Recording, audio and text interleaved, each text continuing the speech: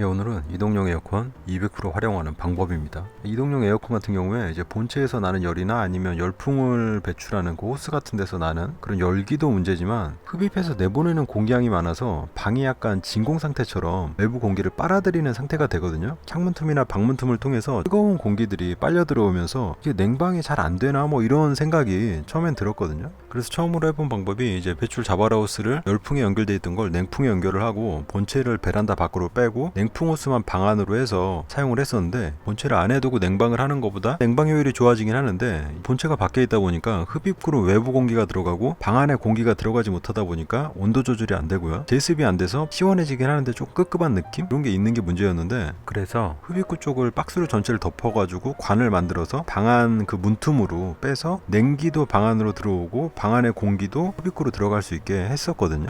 그렇게 사용을 해보니까 본체를 안에 두고 사용하는 것보다 훨씬 시원하고 온도 조절도 되고 해서 작년 여름 그렇게 불편하지 않게 사용을 했는데, 그런데 이번에 이동용 에어컨을 살펴보다 보니까 이동용 에어컨 같은 경우 흡입구가 두 개로 나눠진다는 거예요. 하나는 냉방을 위한 흡입구고 하나는 그 시스템 내부의 열기를 식히기 위한 흡입구인데, 이 흡입구를 빨아들이는 공기의 양이 냉풍구로 나오는 공기의 양보다 많기 때문에 마치 환풍기를 단 것처럼 방 안에 공기만 계속 빼가기 때문에 외부 공기가 들어올 수밖에 없는 구조가 형성된다는 거죠. 그래서 해결 방법으로 나온 게 냉방을 위한 흡입구만 방 안쪽으로 연결을 해주고 시스템 내부 열을 식히기 위한 흡입구는 그냥 외부 공기를 들어올 수 있게 연결을 해준다는 거죠. 모니터 상자를 이용해서 흡입구를 방 쪽으로 연결을 해가지고 방에서 공기를 흡입해서 냉풍이 나오면 냉방 효율도 좋아지고,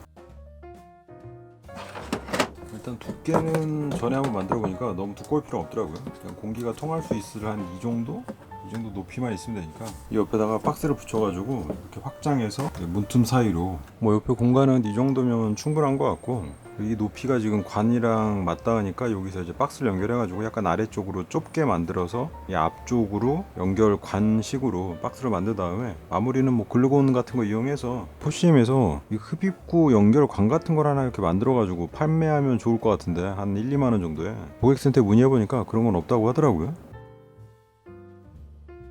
요 꺾이는 부분이나 이런 틈 사이로 공기가 들어가지 않게 최대한 관을 짜서 방 안쪽으로 흡입구를 만들어 주는 게 목표고요. 이음새 부분은 글루건을 이용해서 지금 붙이고 있고요. 안쪽까지 꼼꼼하게 이런 식으로 문틈에 연결을 해주고, 위쪽에는 가림막을 이용해서 막아주면 냉풍구하고 흡입구하고 방 쪽으로 다 들어오게 되는 거죠.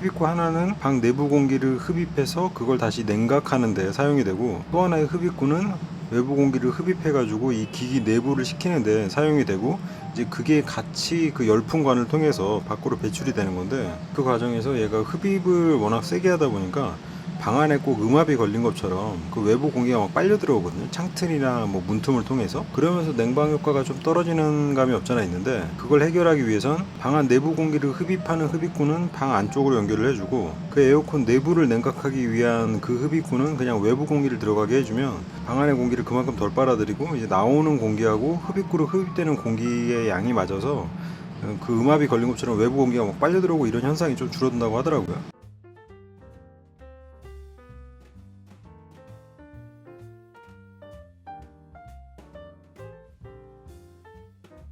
그래서 기존에 이제 흡입구 전체를 이렇게 막아가지고 관으로 방 쪽으로 뺐었는데, 그걸 갖다가 절반을 나누고 위쪽 흡입구가 방안 공기를 흡입해서 냉각하는 흡입구고요. 밑에 쪽이 이 시스템을 냉각하는 흡입구인데, 중간에 칸막이를 끼고 이쪽도 칸막이를 껴가지고 방 안의 공기는 이 위쪽 흡입구로 들어가게 만들었고요.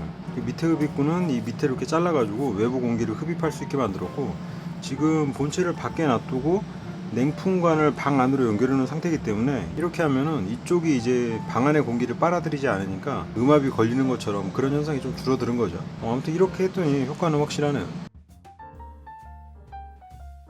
본체가 안에 있든 밖에 있든 소음 데시벨로는 그렇게 큰 차이는 안 나는 것 같고, 아무래도 바로 옆에서 재는 것보다는 한 1m 정도 떨어져서 재는 게 실제 생활하고 비슷할 것 같아서 그렇게 측정을 하고요.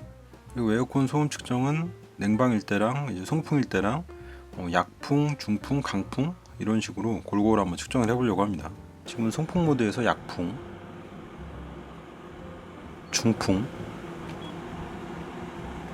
강풍.